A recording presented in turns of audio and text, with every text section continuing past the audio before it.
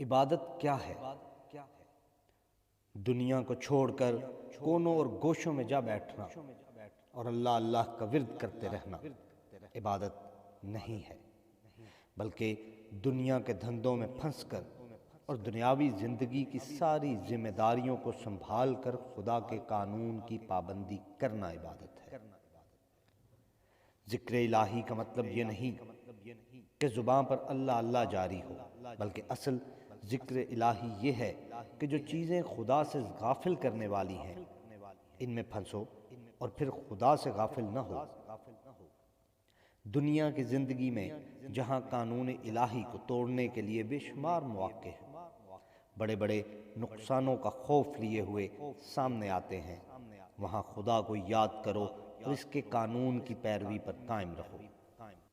حکومتی عہدوں پر بیٹھو اور وہاں یاد رکھو کہ میں بندوں کا خدا نہیں بلکہ خدا کا بندہ ہوں۔ عدالت کے منصب پر بیٹھو اور وہاں ہم پر قادر ہونے کے باوجود خیال رکھو کہ خدا کی طرف سے عدل قائم کرنے پر مامور ہوں۔ زمین کے خزانوں پر قابض و متصرف ہو اور پھر یاد رکھو کہ میں ان خزانوں کا مالک نہیں ہوں بلکہ امین ہوں، اور پائی پائی کا حساب مجھے اصل مالک کو دینا ہے۔ فوجوں کے کمانڈر بنو اور پھر خوف خدا تمہیں طاقت کے نشے میں مدہوش ہونے سے بچاتا رہے۔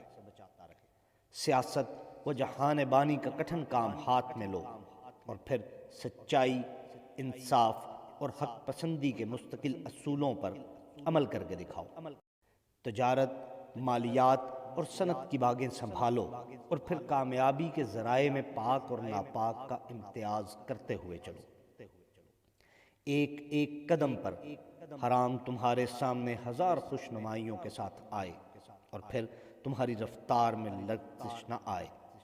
ہر طرف ظلم اور جھوٹ، دغا، فریب اور بدکاری کے راستے تمہارے سامنے کھلے ہوں، اور دنیاوی کامیابیاں اور مادی لذتیں ہر راستے کے سرے پر جگمگاتے ہوئے تاج پہنے کھڑی ہوں۔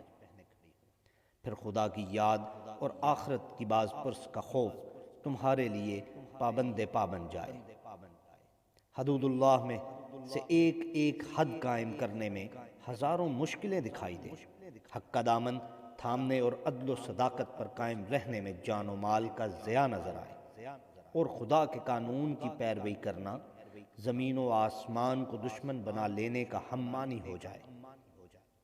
پھر بھی تمہارا ارادہ متزلزل نہ ہو اور تمہاری جمیع عزم پر شکن تک نہ آئے۔ یہ ہے اصل عبادت، اسی کا نام ہے یاد خدا، اور اسی کو ذکر الہی کہتے ہیں۔